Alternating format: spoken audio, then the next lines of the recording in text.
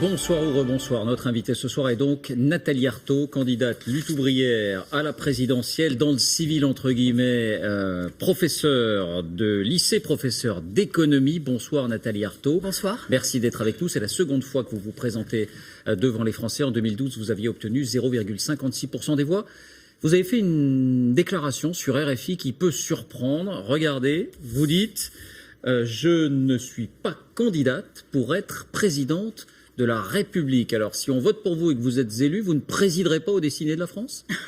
D'abord, tout le monde sait que je ne serai pas élue. Et oui, je le dis clairement, moi je ne veux pas gérer ce système qui est basé sur le capitalisme et sur l'exploitation et l'oppression du monde du travail, vous pourriez le transformer, des ouvriers. Je veux le renverser. Je veux le renverser. Je suis convaincue que les travailleurs collectivement peuvent le faire, mais qu'il faut effectivement s'en prendre aujourd'hui aux grands groupes capitalistes qui exercent une véritable dictature sur l'ensemble de l'économie et de la société, qui tiennent dans leurs mains la vie de centaines de milliers de salariés et qui décident, en fonction de leurs intérêts égoïstes, de fermer une usine, de licencier, de supprimer des emplois, de bloquer les salaires, d'aggraver l'exploitation, les cadences. Alors justement, vous dites je suis la seule candidate réellement communiste et vous promettez la fin de l'économie de marché, nationalisation générale des grands groupes, vous en parlez, des usines, des banques.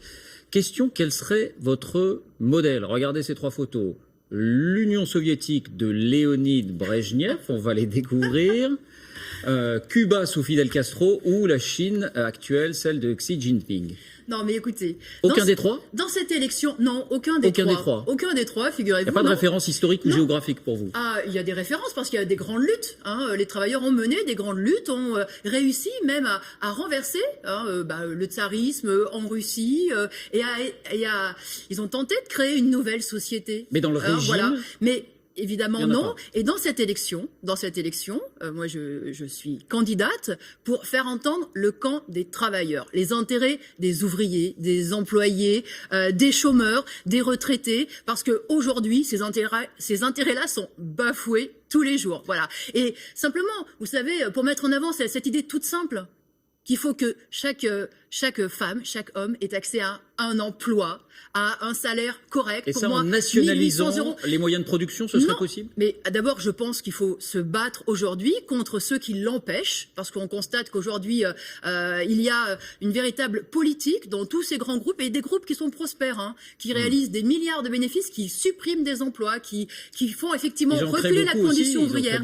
Donc, forcément, ils en créent, puisque de toute façon, toutes les richesses, vous savez, qui sont créées, qui sont fabriquées, elles le sont grâce aux travailleurs, grâce justement aux petites mains qu'on maltraite justement. Alors moi, je pense que les travailleurs, ils peuvent changer cela. Effectivement, il faut qu'ils se battent pour leurs intérêts collectifs. Et j'espère que dans leur combat, ils iront mettre leur nez dans les vraies comptabilités de ces grands groupes qui sont richissimes et qui se rendront compte qu'effectivement, si nous les gérions collectivement, tous ces grands groupes capitalistes, on ferait beaucoup mieux. On pourrait répartir le travail. On pourrait, de façon à faire de la place à tous ces jeunes qui aujourd'hui galèrent au chômage, au petit boulet. On pourrait augmenter les salaires. Donc effectivement, moi j'ai toutes ces perspectives-là. Un point encore, vous avez tenu un grand meeting le week-end dernier à Aubervilliers et une personne, une figure de la politique française a fait sa réapparition, très applaudie. Elle a même raconté une anecdote personnelle. On l'écoute, il s'agit d'Arlette Laguillet, bien sûr. Les anciens ici s'en rappellent, en 1976, un certain général Bijard, ex-chef militaire des guerres coloniales du Vietnam et d'Algérie, proposa même de me marier avec un parachutiste pour me calmer. Voilà, beaucoup d'applaudissements pour Arlette Laguillet. 6 candidatures à la présidentielle. Je suis contente que vous en parliez parce qu'il y avait 4000 personnes à ce meeting et vous n'en avez pas fait part sur votre antenne. Voilà. L'oubli est réparé. Voilà. Est-ce que vous aussi, vous êtes parti pour 6 candidatures à la présidentielle et pour 30 années de candidature si les calculs ne sont pas tout à fait je peux vous dire que je ne fais pas partie de ceux qui se résignent à cette situation-là où le chômage de masse s'installe, où la précarité aujourd'hui s'installe, où on peut travailler des heures durant, comme aide ménagère, femme de ménage, caissière, et ne même pas gagner 900 € par mois. Et la présidentielle, c'est le moment où on peut se faire entendre. Pas seulement, mais ça en fait partie. Parce que, vous voyez, moi, je pense effectivement que les travailleurs ont leurs intérêts, leurs politiques et leurs perspectives. Et que leurs intérêts ne sont sûrement pas représentés par ceux qu'on nous présente comme les 5 candidats à l'élection présidentielle.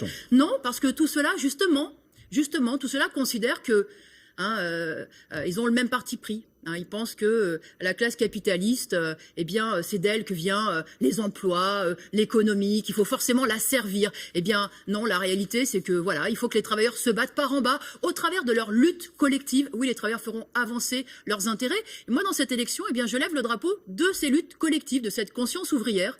Donc, je crois qu'il faut se battre sur tous les terrains. Le terrain social, dans les entreprises, dans les rues, et aussi le terrain politique. Donc, moi, j'appelle à un vote de fierté et de combativité ouvrière. Merci Nathalie Arthaud d'avoir été notre invitée ce soir.